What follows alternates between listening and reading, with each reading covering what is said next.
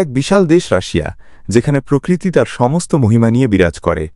এই দেশের বিস্তার এতটাই বিশাল যে পূর্ব থেকে পশ্চিমে পাড়ি দিতে গেলে আপনার ঘড়ির কাঁটা 11 বার বদলাতে হবে। হ্যাঁ, রাশিয়ায় রয়েছে 11টি টাইম জোন। যখন দেশের পশ্চিমে মস্কোতে সকালের সূর্য ওঠে, তখন দেশের পূর্ব প্রান্তে মানুষ রাতের খাবারের প্রস্তুতি নেয়। এই বিশালত্ব আর বৈচিত্র্যই রাশিয়াকে করেছে অনন্য। ওয়াচ দ্য ওয়ার্ল্ড এর আজকের পর্বে আমরা রাশিয়ায় অজানা কিছু তথ্য আপনাদের সামনে তুলে ধরতে চলেছি। আরাফাত একজন ভ্রমণ পিপাসু বাঙালি যুবক এই আরণ্যক ঘড়ির দেশের রহস্য উন্মোচনে বেরিয়ে পড়েছিল। তার যাত্রা শুরু হয়েছিল রাশিয়ার হৃদয় মস্কো থেকে।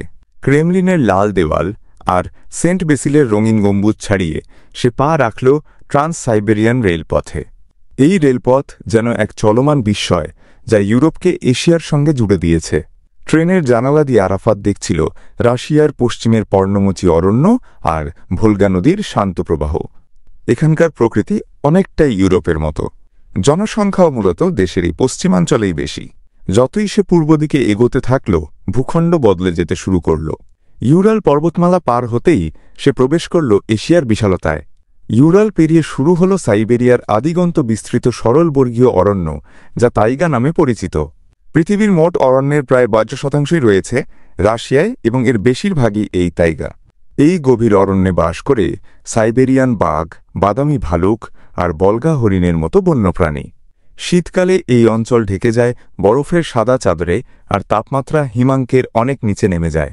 আরাফাত ভাবছিল এই প্রচণ্ড শীতেও এখানকার মানুষ আর প্রাণীরা কিভাবে নিজেদের টিকিয়ে রাখে।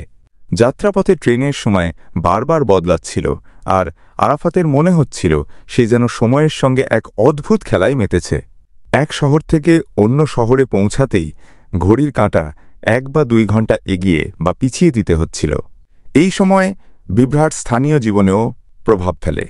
যেমন তাতারস্তানে মস্কোর সময় অনুসরণ করা হলেও পাশের বাশকিরিয়া অঞ্চলে সময় 2 ঘন্টা এগিয়ে। সাইবেরিয়ার তাইগা পেরিয়ে আরাফাতের ট্রেন পৌঁছাল এক আশ্চর্য প্রাকৃতিক বিস্ময়ের সামনে, বৈকাল হ্রদ। এটি পৃথিবীর প্রাচীনতম এবং গভীরতম মিষ্টি জলের হ্রদ। এর জল এতটাই স্বচ্ছ যে অনেক গভীরে থাকা পাথরও স্পষ্ট দেখা যায়। বৈকালের শীতে জমা বরফের উপর সূর্যরশ্মি পড়ে পাথরগুলো গরম হয়ে বরফ গলিয়ে দেয় এবং বাতাস ও ঠান্ডায় জমে এক ধরনের বরফের স্তম্ভ তৈরি করে, যাকে বৈকাল জেন বলা হয়। এছাড়াও বৈকালে পৃথিবীর একমাত্র মিষ্টি জলের শিলও দেখতে পাওয়া যায়। বৈকাল ছাড়িয়ে আরও পূর্বে আরাফাতের যাত্রা তাকে নিয়ে গেল রাশিয়ার দূর প্রাচ্যে, যেখানে প্রশান্ত মহাসাগরের ঢেউ এসে আছড়ে পড়ছে। এখানকার কামচাটকা উপদ্বীপে রয়েছে জীবন্ত আগ্নেয়গিরি, যা এক ভিন্ন প্রাকৃতিক দৃশ্যের অবতারণা করে।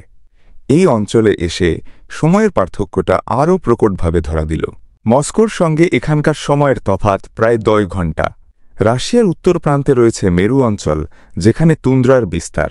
এখানকার মাটি বছরের বেশিরভাগ সময় বরফে ঢাকা থাকে, যাকে পার্মাফ্রস্ট বলা হয়। এই চরম ঠান্ডার দেশেও পোলার বিয়ার, সিল এবং বলগা হরিণের মতো প্রাণীরা বাস করে। যাত্রা শেষে আরাফাত যখন ভ্লাদিভোস্তকের প্রশান্ত মহাসাগরের তীরে দাঁড়াল, তখন তার মনে হল সে যেন এক জীবনে অনেকগুলো দেশ আর ঋতু ভ্রমণ করে ফেলেছে। রাশিয়ার প্রকৃতি এতটাই বৈচিত্র্যময় যে এখানে মেরু মরুভূমি থেকে শুরু করে নাতিশীতোষ্ণ অরণ্য, স্টেপ তৃণভূমি, এমনকি উপক্রান্তীয় অঞ্চলও রয়েছে। এই বিশাল দেশ, তার 11টি টাইম জোন আর প্রকৃতির অপার বিস্ময় নিয়ে এক আরণ্যক ঘড়ির মতোই সচল, যেখানে প্রতিটি মুহূর্তে এক নতুন সময়ের সূচনা হয়।